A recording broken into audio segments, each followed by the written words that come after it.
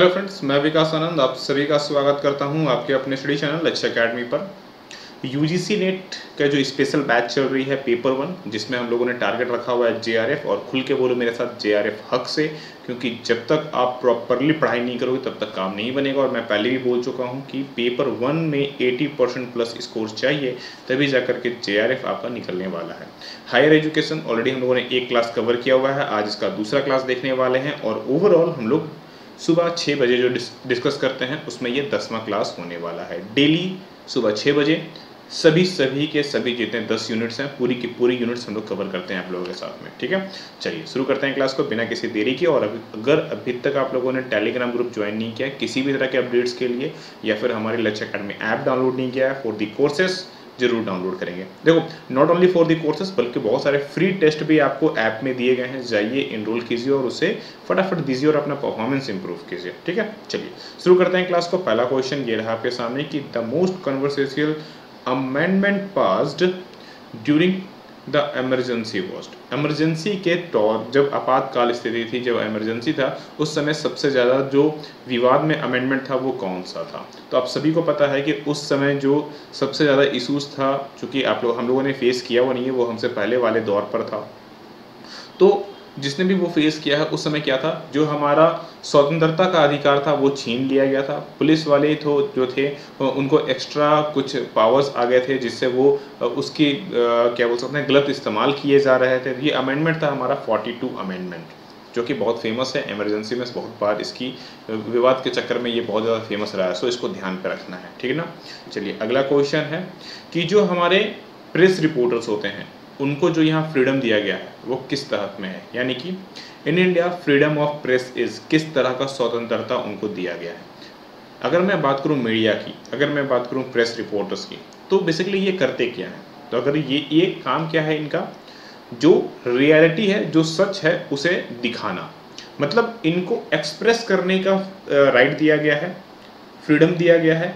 किस चीज़ को एक्सप्रेस करने का? क्या झूठ को? नहीं, राइट चीज़ों को, जो सही है उसको दुनिया के सामने रखने का इनको अधिकार दिया गया है। ऑप्शन नंबर बी देखिए, इसमें साफ साफ लिखा हुआ है, implied in the right to freedom of expression. साफ साफ बोला गया है कि भैया जो सही है ना, उसको आप दुनिया के सामने प्रेजेंट करो, उसका आपको स्वतंत्रता दिया गया है, उसकी आपको अधिकार दी गई है कि आप दुनिया के सामने सही चीज़ों को प्रकट कीजिए। ठीक है, अगला जो है हमारे पास, the subject of which the state government enjoys exclusive power is given।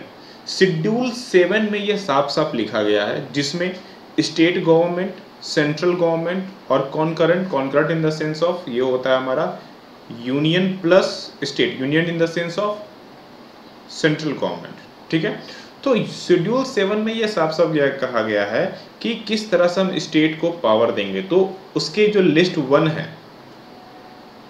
उसमें हमारा यूनियन को पावर दिया गया है, लिस्ट 2 जो है उसमें हमारा स्टेट को पावर दिया गया है, और जो लिस्ट 3 है उसमें हमारा स्टेट और सेंट्रल दोनों को मिला के पावर दिया गया। तो एक स्टेट को, गवर्नमेंट को जो पावर दिया जा रहा है वो स्टेट लिस्ट के अकॉर्डिंग दिया जाता है, शेड्यूल 7 लिस्ट 2 के अकॉर्डिंग में। तो ये चीज़ ध्यान रखेंगे आप।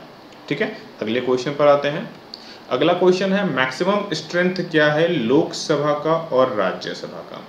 देखो, मैं एग्जैक्टली तो थोड़ा सा लोकसभा वाले में क्लियर नहीं हूँ, बट मुझे लगता है कि ये 543 होगा। ठीक है ना, मुझे याद है कि जहाँ तक 1950 की बात है, तो उस समय जो इनिशियल पीरियड था उस समय 500 सीट थे, बाद में ये 552 भी गया था, और अभी रिड्यूस हुआ है, फिर 550 भी हुआ था। मैं एग्जैक्टली श्योर नहीं हूँ, बट मुझे लग रहा है 543 होगा यहाँ पर। ठीक है, क्योंकि बाकी तो ऑप्शन होंगे नहीं। और राज्यसभा वाला तो फिक्स है भाई, 250 है, जिसमें से 238 जो होते हैं वो स्टेट एंड यूनियन टेरिटरी हैं, और जो 12 हैं वो हमारा अपॉइंट किए जाते हैं, नॉमिनेट किए जाते हैं, किनके द्वारा? प्रेसिडेंट के द्वारा। तो 238 और 12 250 हो गए। So option number B. एक बार आप लोग चेक कर लेना कि यहाँ पर मैक्सिमम स्ट्रेंथ क्या है लोकसभा का। मे बी ये 550 या 552 या 543, पक्का इसी में से कोई होगा, एक बार जरूर चेक कर लेना। ठीक है ना, चलो अगले क्वेश्चन पर आगे बढ़ते हैं। अगला है हमारे पास, the contingency found of state in placed under. अगर किसी राज्य में अगर आकस्मिक स्थिति आ जाती है, कुछ इमरजेंसी कंसिडेंसी अगर उत्पन्न हो जाती है तो किसके हाथ में स्टेट होता है, कौन उसको संभालेगा? उस समय भैया वहाँ के जो गवर्नर होते हैं वो संभालते हैं। कौन संभालते हैं? गवर्नर जो होते हैं वो संभालते हैं। सपोज एग्जांपल ले लो, क्या बोलते हैं, राष्ट्रपति शासन लग गया, तो राष्ट्रपति शासन में कौन संभालता है? किसी स्टेट में राष्ट्रपति शासन लग गया तो वहाँ पर जो राज्यपाल होते हैं वो पूरी की पूरी स्टेट को फिर संभालने लगते हैं और वो होते हैं। कोई सीएम नहीं है, मान लो कोई पार्टी नहीं मिल पाई, उस तरह से वोट नहीं मिला तो सीएम नहीं है, या फिर राज्यसभा भंग हो गया है, तो उस कंडीशन में क्या होता है, जो गवर्नर होते हैं, जो राज्यपाल होते हैं, वो उस राज्य का कार्यभार संभालते हैं और वो काम करते हैं। सो option number D is a right answer. तो ये थे 5 क्वेश्चन। 5 में से आप लोगों ने कितने स्कोर किए कमेंट करके जरूर बताइएगा, और जिन्होंने अभी तक कोर्स में इनरोल नहीं किया फटाफट इनरोल ले लो, क्योंकि ऑलरेडी आप सभी को पता ही है आफ्टर डिस्काउंट इस कोर्स की जो प्राइस है वो सिर्फ और सिर्फ 299 है। Specially for the October session को ध्यान में रख करके डिजाइन किया गया है। ठीक है, मिलते हैं नेक्स्ट क्लास में। आप सभी लोगों को राधे राधे।